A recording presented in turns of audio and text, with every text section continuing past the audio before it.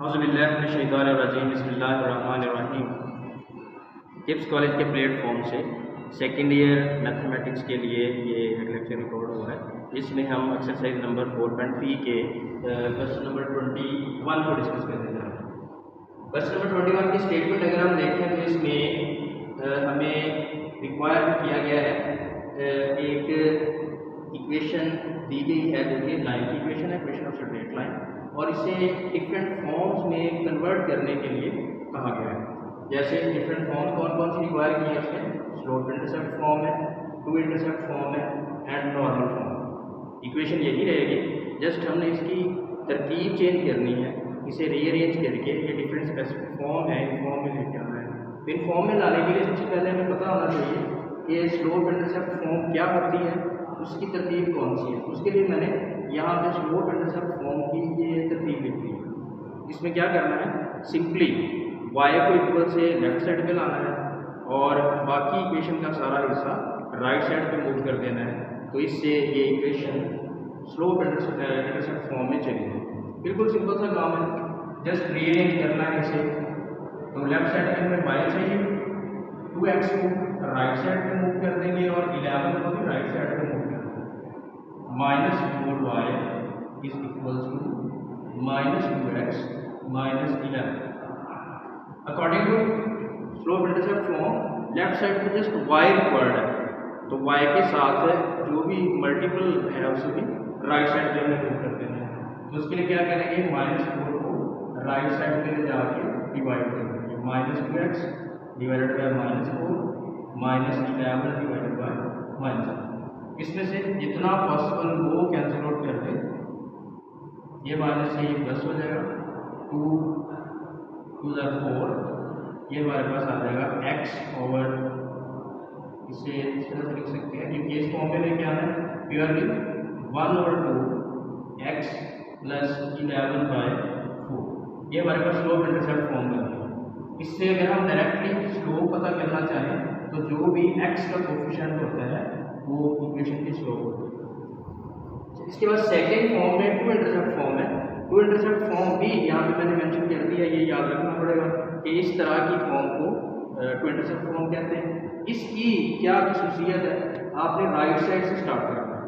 Right side में हमेशा 1 होना चाहिए, लेफ्ट साइड में x सिंगल होना चाहिए, इसके नीचे कोई भी कांस्टेंट आ सकता है। जितने भी कांस्टेंट होंगे इसके साथ सारे हम इसके नीचे लाएंगे और y के साथ जितने भी कांस्टेंट आएंगे वो भी सारे y के नीचे लेंगे। तो इस फॉर्म को x over any number plus y over any number is equals to 1, इस फॉर्म में लाने को टू इंटरसेप्ट फॉर्म कहते हैं। तो स्टार्ट कहाँ से करना है, हमने राइट हैंड साइड से। राइट हैंड साइड पे 1 लाने के लिए यही इक्वेशन हम यहाँ पे मूव करते हैं, 2x minus y is equals to -11। सबसे पहले कांस्टेंट को राइट साइड पे मूव करेंगे। अब यहाँ 1 लाने के लिए जो भी यहाँ पे हमारे पास नंबर आएगा उसे पूरी इक्वेशन को डिवाइड करेंगे। यहाँ पे मेंशन कर सकते हैं dividing by -11, we will get 2x over -11 minus 4y over -11 is equals to -11 over -11। अब रिक्वायरमेंट क्या है, x सिंगल होना चाहिए, उसके नीचे सारे कांस्टेंट हमने कंबाइन करने हैं। x सिंगल हो गया, इस 2 को जब नीचे लाएंगे तो ये बन जाएगा -11 over minus and minus plus y over, इस 4 को नीचे लाएंगे तो ये बन जाएगा 11 over 4, that is equals to, ये दोनों कैंसिल आउट हो जाएंगे बाद, that is the required to intercept. इसमें जो x के नीचे होता है इसका नाम होता है x इंटरसेप्ट, और इसी तरह जो y के नीचे आता है इसका नाम होता है y इंटरसेप्ट। थर्ड फॉर्म है नॉर्मल फॉर्म। नॉर्मल फॉर्म का फॉर्मूला भी यहाँ पे मेंशन कर दिया गया है। आपने इसी इक्वेशन को इस फॉर्म में लेके आना है, x cos θ plus y sin θ is equal to p। इसके लिए हमें थीटा और p की वैल्यू रिक्वायर्ड है।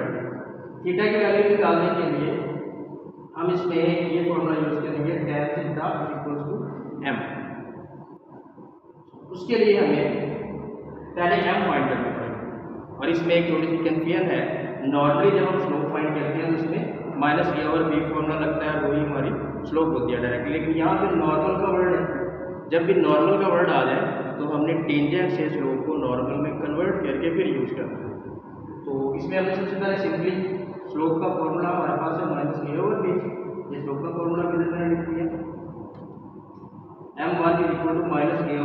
a/b कहाँ से आएगा, यही हमारे पास क्वेश्चन है। इसमें ये a है, ये b है, ये कांस्टेंट c है। तो स्लोप निकालने के लिए -a/b में a और b की वैल्यू पुट करके जो कि -2 और -4 है, माइनस के फॉर्मूला वाला से कैंसिल आउट किया, -1/2। नॉर्मल लाइन की स्लोप निकालने के लिए इसका नेगेटिव रेसिप्रोकल ले लें, इसे उलट करके साथ माइनस कर दें। ये हमारे पास m आ गया। अब m को यूज करके हम एंगल फाइंड कर सकते हैं।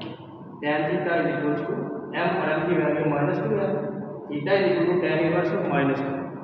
अब tan सेकंड क्वाड्रेंट में माइनस होता है और सेकंड क्वाड्रेंट में हम पाई -180 में से माइनस करेंगे, ये वाला माइनस रिमूव हो जाएगा।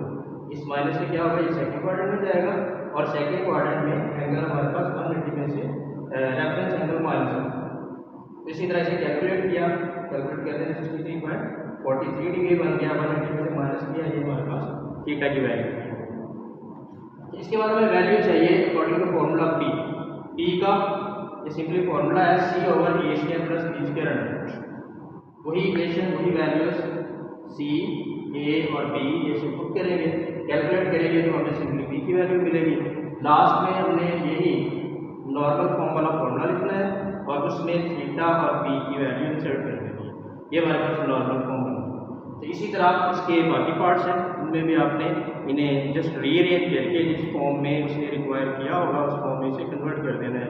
एग्जाम पॉइंट ऑफ व्यू से ये क्वेश्चन अगर पेपर में आता है तो कोई एक चीज़ भी डिमांड कर सकता है, 2 भी कर सकता है और दूसरी और तीसरी भी कर सकता है।